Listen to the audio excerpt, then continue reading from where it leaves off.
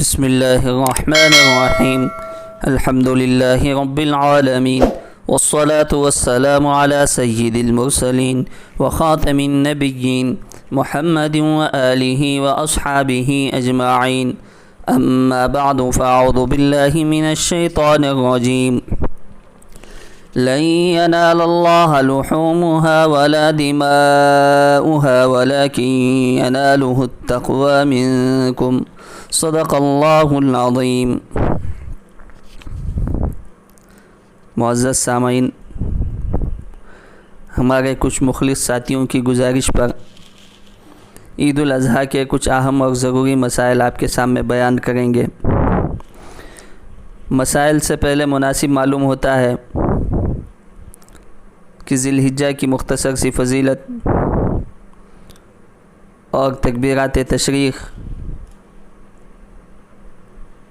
اور اسی طرح قربانی کی فضیلت اور اس کا فلسفہ کچھ مختصراً آپ حضرات کے سامنے رکھنے کی انشاءاللہ کوشش کی جائے گی۔ سب سے پہلے عشرہ ذی الحجہ کے فضائل بے شمار ہیں اور اس کے رات کی عبادت کا ثواب بھی اللہ کے نزدیک بہت ہی زیادہ ہے۔ روایتوں میں آتا ہے جو عشرہ ذی الحجہ کے پہلے 9 دنوں کے یعنی عید سے ایک دن پہلے تک کے روزے رکھے تو ایک روزے کا ثواب اللہ 1 سال کے روزوں کے برابر اس کو نصیب فرماتے ہیں۔ اور اس کے راتوں کی عبادت اللہ کے یہاں قبول ہے، جیسے اور دیگر مقبول راتیں ہیں اسی طرح اس کی عبادت بھی اللہ کے ہاں مقبول ہے۔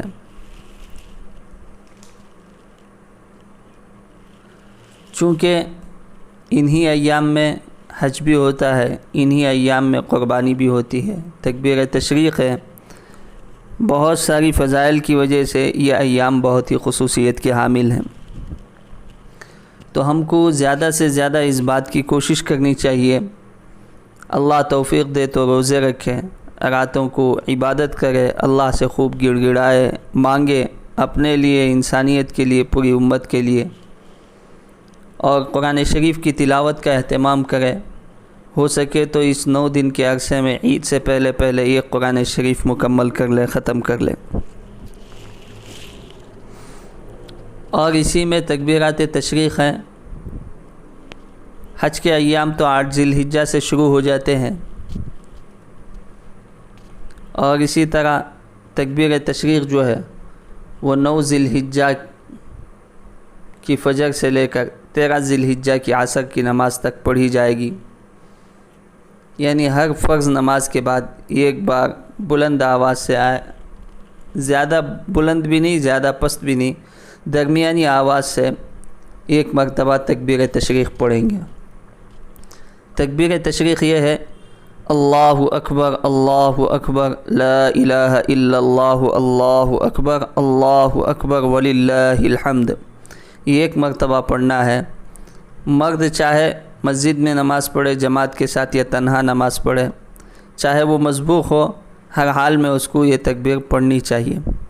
اور اسی طرح عورتیں بھی گھروں میں جب نماز ادا کریں تو تکبیر تشریق کا اہتمام کریں۔ اور اسی میں 10ویں تاریخ کو قربانی کا سب سے پہلا دن ہے۔ قربانی کے 3 ایام ہیں، 10، 11، 12 ذی الحجہ، اس میں سے پہلا دن 10ویں تاریخ ہے۔ جناب محمد رسول اللہ صلی اللہ علیہ وسلم نے ارشاد فرمایا: انسان کا کوئی عمل قربانی سے زیادہ اللہ کو محبوب نہیں، اور قیامت کے دن قربانی کا جانور اپنی سینگوں اور بالوں اور کھروں کے ساتھ زندہ ہو کر آئے گا۔ اور تیسرے نمبر پر فرمایا: قربانی کا خون زمین پر گرنے سے پہلے اللہ کی رضا اور مقبولیت اس کو حاصل ہو جاتی ہے۔ پھر آپ علیہ السلام نے فرمایا: اللہ کے بندو، قربانی کو دل کی پوری خوشی سے ادا کیا کرو۔ پہلے تو اس حدیث میں فرمایا کہ ان 3 ایام میں قربانی سے بڑھ کر کوئی عمل نہیں ہے۔ دوسری چیز اللہ کے نبی صلی اللہ علیہ وسلم نے بیان فرمائی: قربانی کے جانور کا کوئی عضو بھی بیکار نہیں ہے۔ جس کو ہم معمولی اور بیکار سمجھتے ہیں وہ بھی کارآمد ہے، سینگ ہیں، کھر ہیں، یہ اس کا بھی اللہ کے ہاں بدلہ ہے، تو بقیہ پورے جانور کا اللہ کے ہاں کیا مقام ہوگا، اس سے اندازہ ہم لگا سکتے ہیں۔ اور تیسرے نمبر پر فرمایا کہ جانور کا خون زمین پر گرنے سے پہلے یا اس کا خطرہ، پہلا خطرہ پڑتے ہی اللہ وہ قبول فرما لیتے ہیں۔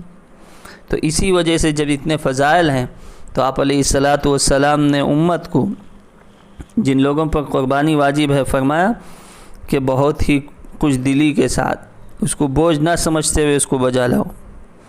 آپ علیہ السلام 10 سال مدینہ منورہ میں رہے۔